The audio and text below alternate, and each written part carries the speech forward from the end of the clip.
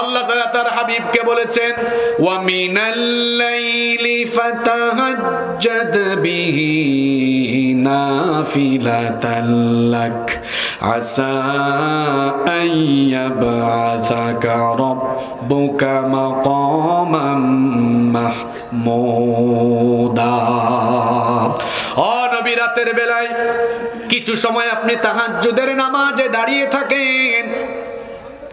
এই তাহাজ্জুদের নামাজ আপনাকে মাকামে মাহমুদে পৌঁছে দিবে। তাহাজ্জুদের নামাজ আমার নবীর এমন আমল ছিল।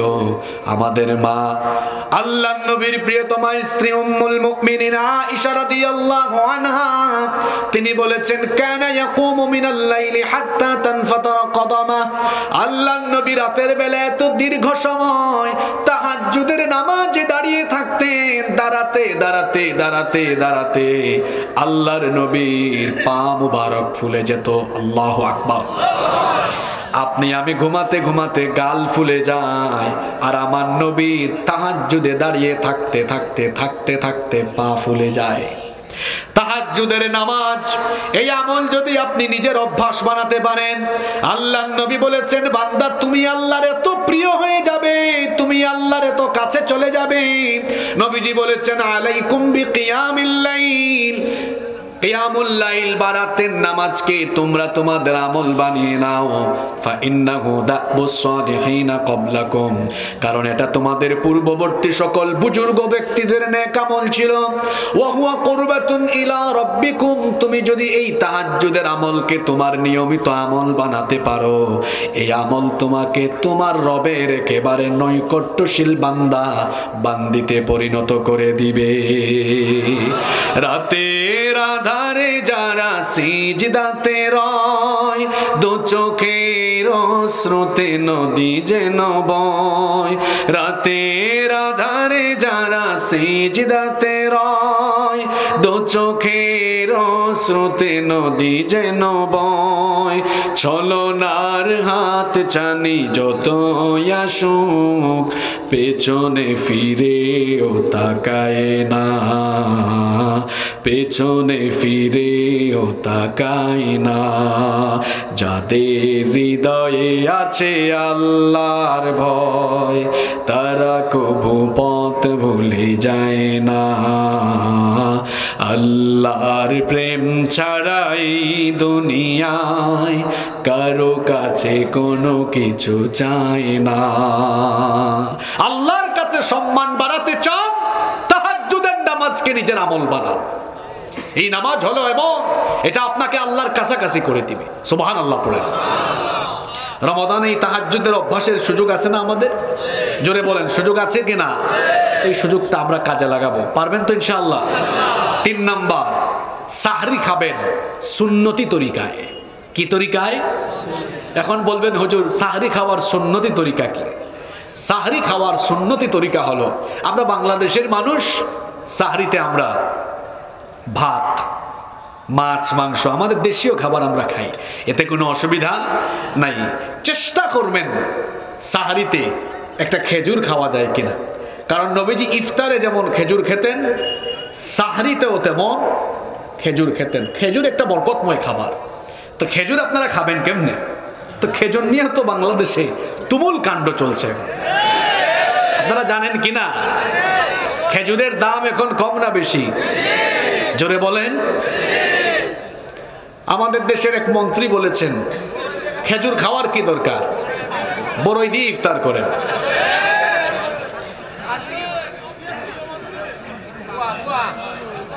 আচ্ছা আপনারা শোনেন আমি কি বলি আগে।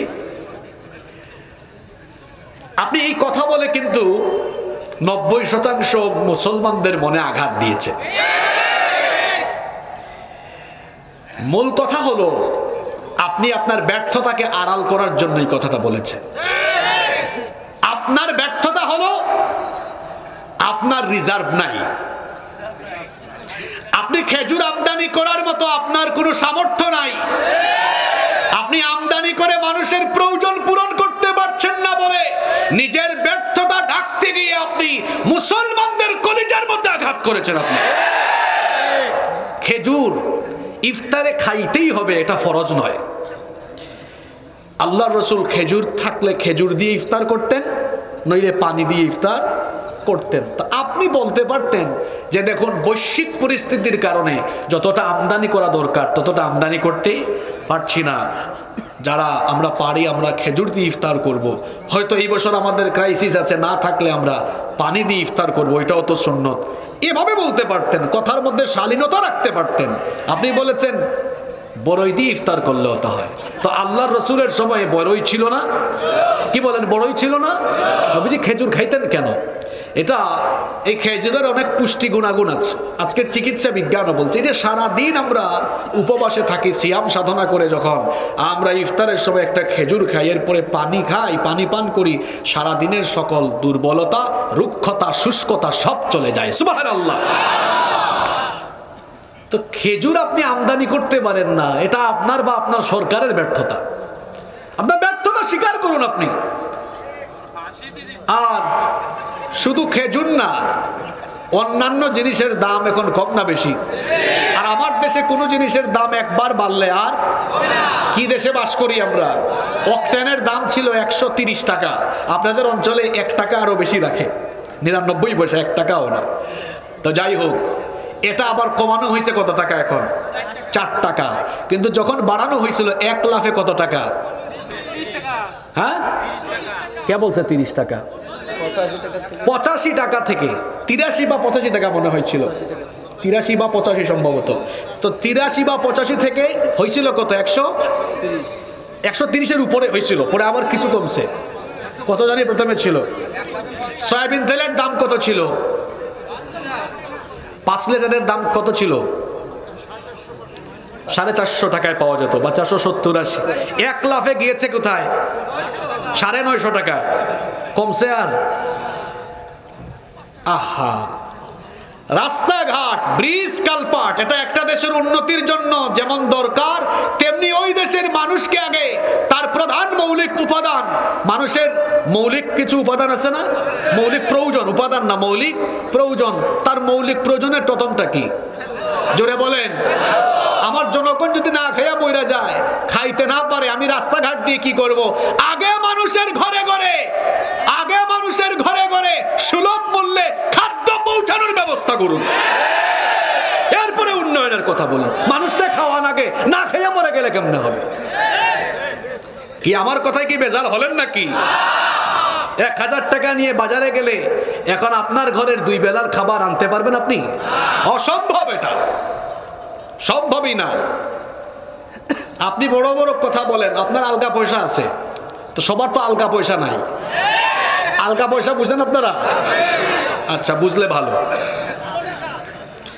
আমাদের দেশের আরেকজন দেখলাম খুব ভেটু দিয়েছেন, আবার খুব তুই তুকারি করেছেন। তুই খেজুর খাবি আর আমরা বড়ই খাবো? আরে বাপ রে বাপ, এই লোকটার এখন কিছু নাই তো, এই জন্য এত বড় বড় কথা বলে।